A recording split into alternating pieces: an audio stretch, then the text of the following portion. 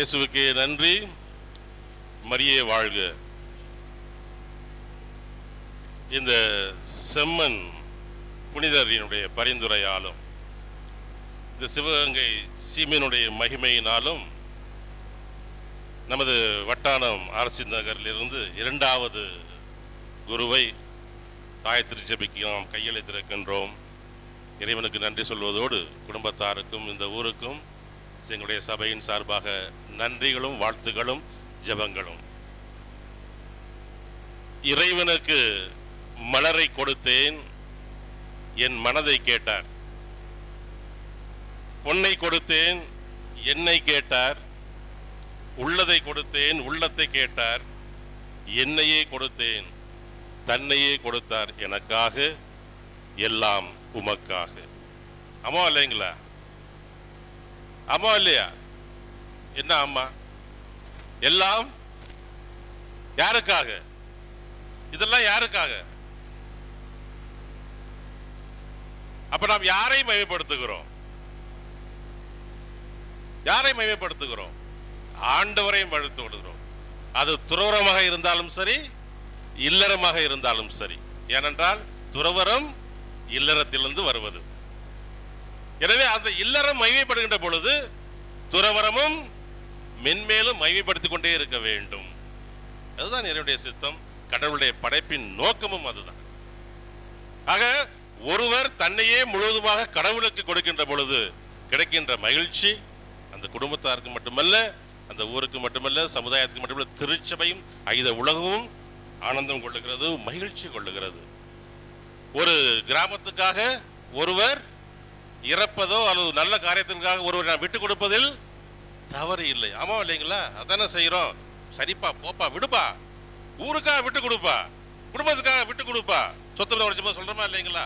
அதே போல ஒரு நல்ல காரியம் நடப்பதற்கு நம்முடைய இந்த தேவையற்ற குண அதிசயங்களை விட்டு கொடுக்கின்ற பொழுது நாம் கெட்டு போவதில்லை, மாறாக என்ன செய்கிறோம்? மேன்மை அடைகின்றோம். ஒருபடி உயர்ந்து சொல்றான், அவன் தாயா மனுஷன், அவன் தாயா கிறிஸ்தவன் சொல்றோமா இல்லையா? பார்க்கிறோமா இல்லையா? இதைத்தான் நாம் மற்றவர்களிடம் எதிர்பார்க்கிறோம், மற்றவர்களும் நம்மிடமிருந்து எதிர்பார்க்கிறார்கள்.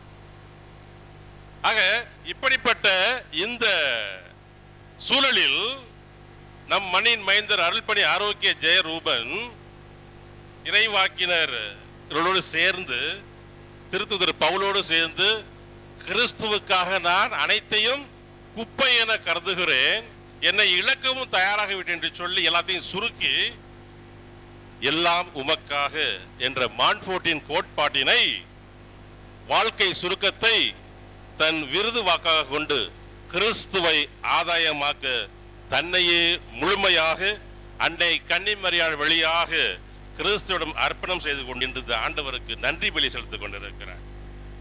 நம்ம எல்லாருக்குமே தெரியும், நம்மளாம் கிராமங்களில் இருக்கிறவங்க தான். எல்லா மரங்களை பற்றி நமக்கு தெரியும் இல்லைங்களா? மரங்கள்ல நல்ல மரம் எதை சொல்லலாம்? எந்த மரம் நல்ல மரம்? எல்லா மரமே நல்ல மரம் தான், எல்லாவர்களே நல்லவர்கள் தான். அப்புறம் ஏன் அவன் அவன் இவன் இவங்கிறோம்? ஏதோ ஒரு குறைபாடு இருக்கிறது.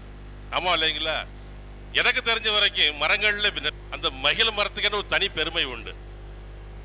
என்னைக்குமே அது இலைய கொட்டாது, நிழல் உண்டு, நற்பூ உண்டு, நல் மனம் உண்டு, நல் கனி உண்டு. அனைத்தையும் பிறருக்கென விட்டுக் கொடுக்கக்கூடிய குணம்தான் இந்த மகிழ மரத்தினுடைய குணம். இன்று இந்த நன்றி பலி திருப்பலி நிறைவேற்றிக் கொண்டிருக்கின்ற நமது அருள்பணி ரூபனும் இதே போலத்தான் தன்னிடம் ஒப்படைக்கப்பட்ட மக்களுக்காக தன்னையே அவர் தியாகம் செய்ய வேண்டும். தன்னலமற்றவராக ஒரு சிறந்த ஒரு சமுதாயத்தை உருவாக்குவதற்கும், நல்லதொரு வழிகாட்டிகளை, நல்ல தலைவரை உருவாக்குவதற்கும் இவர் அன்று ஆம் என்று சொல்லி தன்னையே மான்ஃபோர்ட் வழியில் நடக்க அர்ப்பணித்தார். இன்று அந்த அர்ப்பணத்தின் உச்சமாகிய இந்த குருத்துவத்தை அடைந்து நன்றியை காணிக்க செலுத்திக் கொண்டிருக்கிறார். நாம் அதற்கு சாட்சிகள், அதில் மகிழ்ந்து கொண்டிருக்கிறோம். இந்த மகிழ்ச்சி தொடர வேண்டும் என்று சொன்னால் நீங்கள் என்னை தேர்ந்து கொள்ளவில்லை, நான் தான். ஏன்னா குருத்துவம் என்பது நம்ம பார்க்கறதுக்கு பெரும்பாலும் கிராமங்கள் உண்டு. அவருக்கு என்னையா சாமியார், என்ன குறை உங்களுக்கு இருக்குது சொல்றமா இல்லையா? அந்த மனப்பாடம் இருக்கா இல்லையா? இருக்குது. ஏன்? நம்முடைய பார்வை இருமா நோகாம நொங்கலுக்கிறது மாதிரி என்ன செய்வோம்? மெல்ல, ஏன்னா ஒரு நூலும் வெளியே வந்துடக்கூடாது. ஏன்? பட்டு துணி அவ்வளவு விலை போட்டு வாங்கி இருக்கிறோம். அதே போலதான் குருத்துவமும் இந்த மாதிரி கோல்டா போட்டவனே பளபளப்புறது கிடையாது. இது திருவுடை, திருப்பலிக்கு என்று தயார் செய்யப்பட்டது. ஆனால் குருத்துவனுடைய பின்புறம் இருக்கின்ற அந்த முள்கள் சொல்லுகின்ற செய்திதான் அர்ப்பணம். அதனால இந்த குருத்துவ பணி என்பது பட்டு துணியில் பளபளக்கும் ஆடை அல்ல. பாறையில் பால் சுரப்பது கஷ்டம் தானே, ஈஸியா. இதுதான் குருத்துவ வாழ். ஏனென்றால் இந்த குரு இன்று தன்னுடைய பணியை ஆரம்பிக்கின்றார். எப்படிப்பட்ட பணி?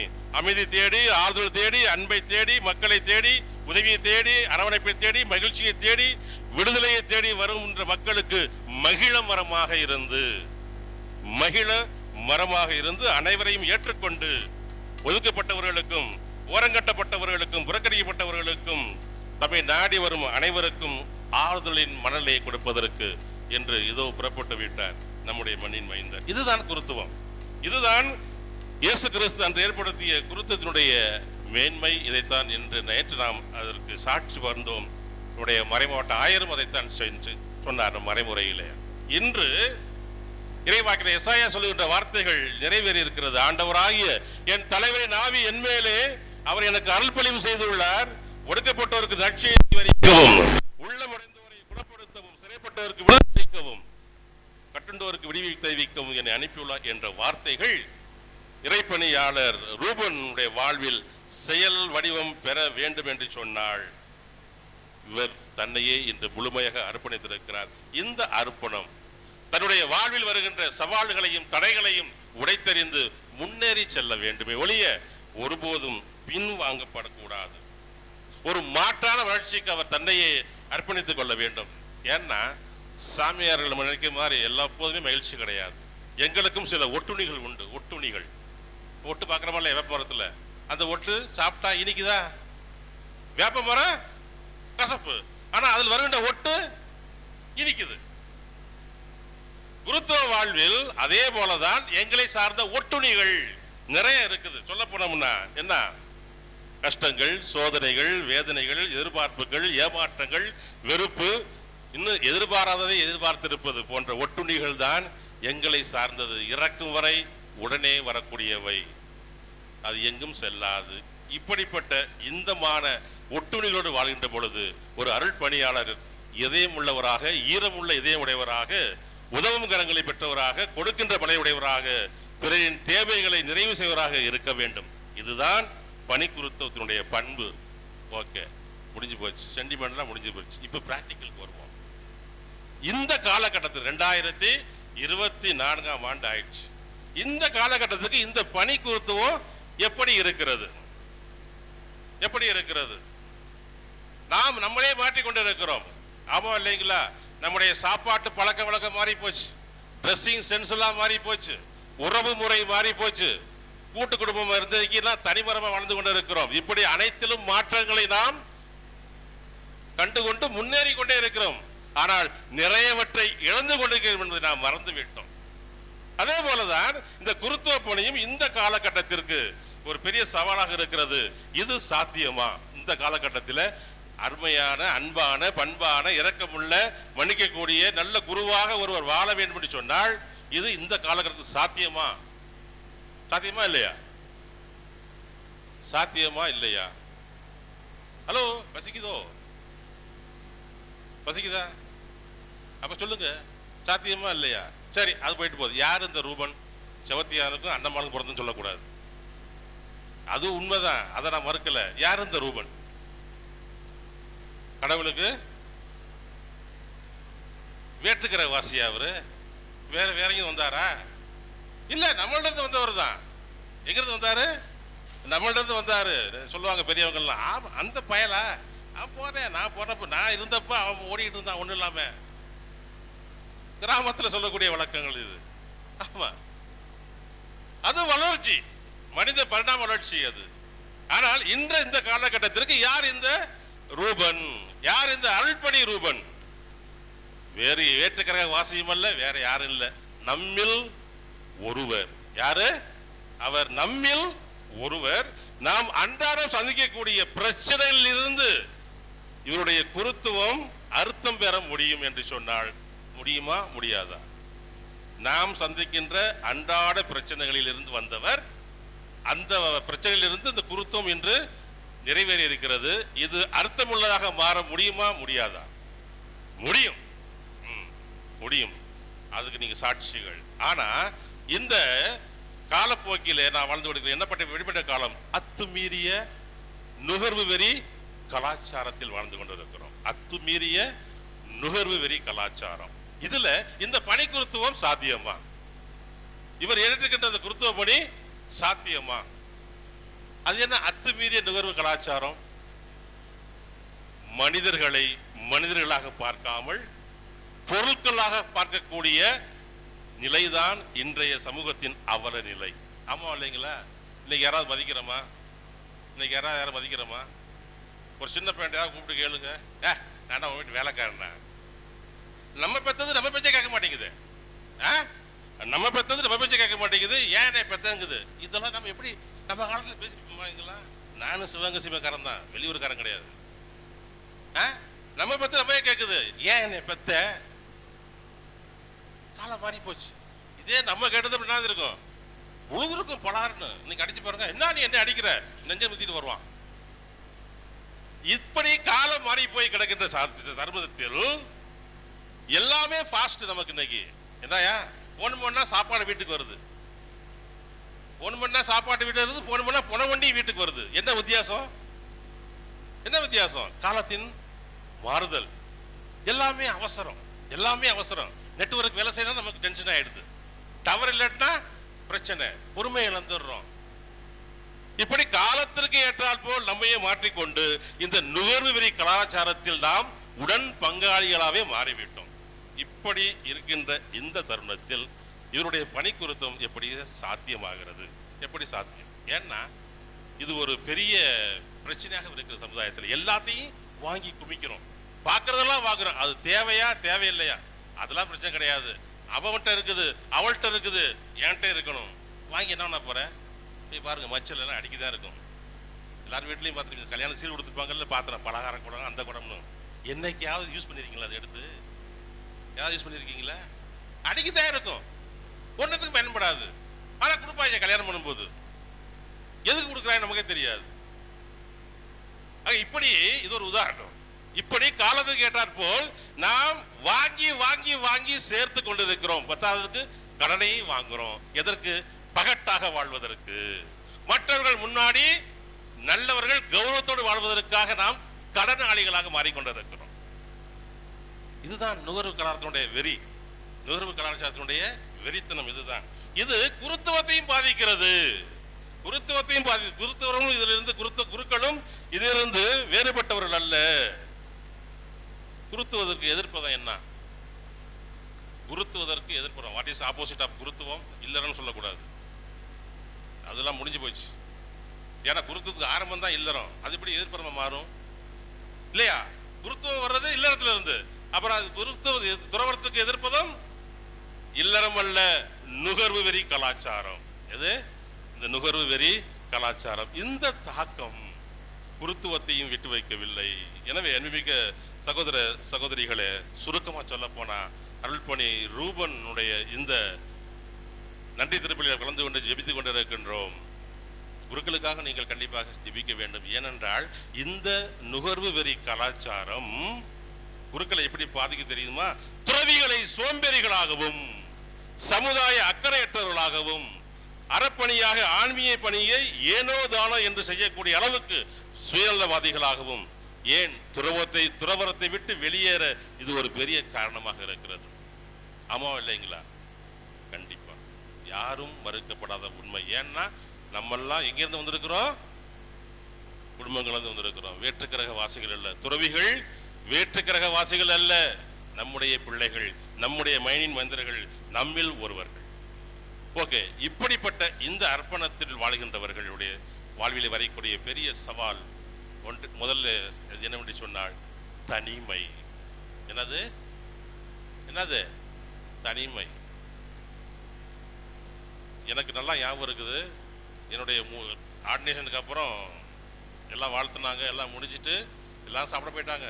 அவங்கவுங்க வீட்டு பங்காளி அங்காலாம் வீட்டுக்காரங்க போயிட்டான், தாமையார் சிஸ்டர் எல்லாம் காணுன்ட்டு சாப்பிட போயிட்டாங்க. நான் மட்டும் தனியாக கோயில் இருந்துகிட்டு இருந்தேன். என்னை கூட்டு போறதுக்கு ஒரு பய கூட இல்லை. உண்மை இது. சூசைட் பண்ணத்துல 2005 நடந்தது. மே 13 எனக்கு ஆரம்பம், தனிமையின் ஆரம்பம். அந்த நாளிலே, முதல் நாளிலே, அதுதான் வாழ்நாள் ஃபுல்லா வரக்கூடியது குருக்களுக்கு. தனிமையினுடைய உச்சகட்டம் எது தெரியுமா? தனிமையால் வரக்கூடியது வெறுமை. அதனால தான் என்ன செய்யறாங்க, டென்ஷன் ஆனா ஏதாவது பிரச்சனை வந்துச்சுன்னா போடா எமுண்டு தீ போட்டு போயிடுறான், இந்த வாழ்வே எனக்கு வேணாம். அப்ப இதெல்லாம் யாருக்கு காரணம்? யோசித்து பாரு. இதுதான் குருக்களுடைய சவால். இத்தகைய வாழ்வை இவரும் வாழ்ந்தாக வேண்டும். இவர் துறவரத்தார் தான். நீ கேட்கலாம், அது எப்படி தனியா இருக்க போறாருன்னு. துறவரத்திலும் தனிமை தலை தூக்கி விட்டது, குழும வாழ்விலும் தனிமை ஆட்டி படைத்துக் கொண்டிருக்கிறது. ஏன் நம்ம ஒரே வீட்டில் இருந்துகிட்டு, குடும்பத்தில் இருந்துகிட்டு பேசாம இருக்கிறது இல்லையா? ஒருத்தர் முகத்தை பார்ப்பது இல்லையா? சொத்துத்தாரில் ரந்தினி கூட பேசிட்டு இருக்கிறோமா? நல்லா இருந்தா கூட வரவர்கள் சும்மா இருக்கிறது இல்லை, வாரி நேரடிச்சு ஆழ்வார் நடக்குதான் நடக்கலையா? இது வாழ்வின் யதார்த்தம்.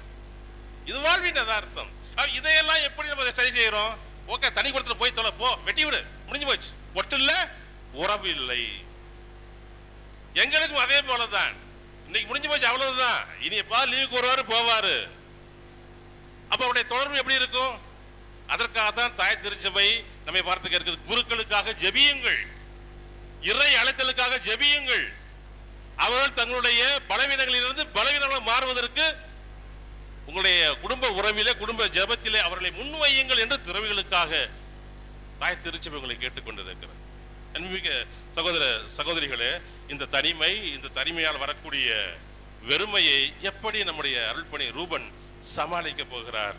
ஏனென்றால் எல்லாம் உமக்காக என்ற விருது வாக்கை அவர் தன்னுடைய வாழ்நாள் எல்லாம் மையப்படுத்துகின்ற பொழுதுதான் அந்த தனிமை என்ற வெற்றிடம் அன்னை கன்னிமரியாள் வழியாக புனித மான்ஃபோர்ட் வழியில் இறைமகன் இயேசு கிறிஸ்துவில் ஐக்கியமாக அவருக்கு அது உறுதுணையாக இருக்கிறது. எனவே இது ஒரு சங்கமத்தின் நேரம். அன்னை மரியாள், மான்ஃபோர்ட், இயேசு என்ற இந்த மூவரில் அருள்பணி சங்கமிக்கின்ற பொழுது, ரூபன் சங்கமிக்கின்ற பொழுது அவருடைய தனிமை மீது அவர் வெற்றி கொள்ள முடியும். மான்ஃபோர்ட்டுடைய வார்த்தை சொல்லப்படும், குறிப்பறிந்து செயல்படுதல், சயின்ஸ் ஆஃப் த டைம். அவருக்கு நல்லா தெரியும், நான் அதை சொல்ல வேண்டியதில்லை. இந்த நிலைக்கு அவர் வருவதற்கு என்னென்ன பாடுபட்டார் என்று எங்களுக்கு தெரியும், என்னென்ன கஷ்டங்களை அனுபவித்தார் என்று எங்களுக்கு தெரியும், எவ்வளவு துன்பங்கள், துயரங்கள், மன கஷ்டங்கள். ஏன் சொல்ல போனா ஒரு வெறுமையை உணர்ந்தவர் அவர், தனிமையை உணர்ந்தவர் அவர். அப்படிப்பட்ட அனுபவத்தை பெற்றிருக்கின்ற இந்த அருள் பணி கண்டிப்பாக இனிமேல் வரக்கூடிய காலங்களில் அந்த தனிமையை ஒருபோதும் அவர் அலோவ் பண்ண மாட்டார், அனுமதிக்க மாட்டார் என்ற நம்பிக்கை எனக்கு இருக்கிறது. ஏனென்றால் இதுதான் துறவரத்தினுடைய குழுமவாளுடைய உச்சகட்டம், அர்த்தம். அதை அவர் நன்கு புரிந்து வைத்திருக்கின்றார். எனவே அவர் பணி செய்கின்ற இடங்களெல்லாம் இந்த தனிமையை போக்குவதற்காக குழும வாழ்வில் தன்னை அவர் இழுத்துக் கொள்ள கண்டிப்பாக உங்களை ஜெபிக்க அழைக்கிறேன் அன்பு மக்களே.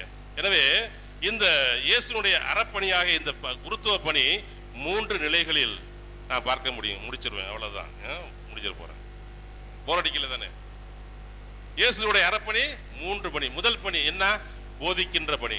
குருக்களுடைய முதல் பணி என்ன? போதிக்கின்ற பணி. இறைவாக்கினர் எசேக்கியேல் புத்தகம் 2:4-5 இப்படி சொல்றாரு, வன்கண்ணும் கடின இதயம் கொண்ட மக்களிடம் நான் உன்னை அனுப்புகிறேன், நீ அவர்களிடம் போய் தலைவராகிய ஆண்டவர் கூறுவது இதுவே என்று சொல். கலக வீட்டராகிய அவர்கள் செவி சாய்த்தாலும் செவி சாய்க்காவிட்டாலும் தங்களிடையே ஒரு இறைவாக்கினர் வந்துள்ளார் என்பதை அறிந்து கொள்ளட்டும். நீ போதி, உன் பணி அது. அவன் கேட்கிறான், கேட்கல, திருந்தினான், திருந்தல, சாவறான், போயிட்டு போறான். உன் பணி என்ன? உன் பணி என்ன? செய், அதை செவினே செய், நிறைவாக செய், மன உறுதியோடு செய். ஆண்டவனுடைய அருள் துணை உனக்கு உண்டு. அதுதான் உன்னுடைய அருள் பொழிவு. அதுக்கு தான் நீ அழைக்கப்பட்டிருக்கிறாய், இந்த குருத்துவதற்கும் மான்ஃபோர்ட் வழி துறவு வாழ்வுக்கும். எனவே அந்த போதிக்கின்ற பணியை நீ அநீதிகள் மத்தியிலும் அடாவடித்தனமும் மற்றவர்களை அணிமைப்படுத்தி கொடுமைப்படுத்தி ஆட்சி புரிகின்ற ஆட்சியாளர்கள் மத்தியிலும் வன்மம், வன்முறை இவற்றில் ஈடுபடும் மத்தியிலும் நீ பணி செய்ய போகிறாய். வெறுப்பினுடைய அழைப்புக்கு ஏற்றார் போல் வாழ கற்றுக்கொள்ளுங்கள். இரண்டாவது, உங்களுடைய அர்ப்பணத்திலும் புதுமைத்தனத்திலும் கிரியேட்டிவிட்டி இன் மினிஸ்ட்ரி. நான் உங்கள் குருத்துவம் தான் அர்த்தம் பெறுகிறது. அதாவது உங்களுடைய அர்ப்பணத்திலும் கிரியேட்டிவா செய்கின்ற அந்த புதுமைத்தனத்திலும் தான் உங்களுடைய குருத்துவம் அர்த்தம் பெறுகிறது. எனவே செல்லும் இடமெல்லாம் மக்களை அன்பு செய்து நல்வழி நடத்துகின்ற பொழுது, புதுத்தன்மையை விளைவிக்கின்ற பொழுது, புதுமையை உண்டாக்குகின்ற பொழுது உங்களுடைய குருத்துவ வாழ்வு அர்த்தம் பெறுகிறது. மூன்றாவது, கோதுமை மணி மண்ணில் விழுந்து மடிந்தால் மட்டும்தான் அது பலனளிக்கும். அதுபோல உங்கள் குருத்துவ பணிக்காக உங்களையும் நீங்கள் இழக்க தயாராக இருங்கள். அப்பொழுதுதான் உங்களுடைய விருது வாக்கு முழுமை பெறுகிறது, அர்த்தம் பெறுகிறது. 30 மடங்கு, 60 மடங்கு, 100 மடங்கு என்று பலனளிக்கும். கிறிஸ்துவில் ஐக்கியமாகிறது. எனவே இந்த சங்கமத்தை காணுகின்ற ஒவ்வொருவரும் அதன் சாட்சிகளாக விளங்குவார்கள். இதுவே இறை அழைத்தலுக்கு ஒரு பெரிய காரணியாக மாறும். எப்பொழுது இந்த சவால்களை எதிர்கொண்டு நீங்கள் வாழுகின்ற பொழுது.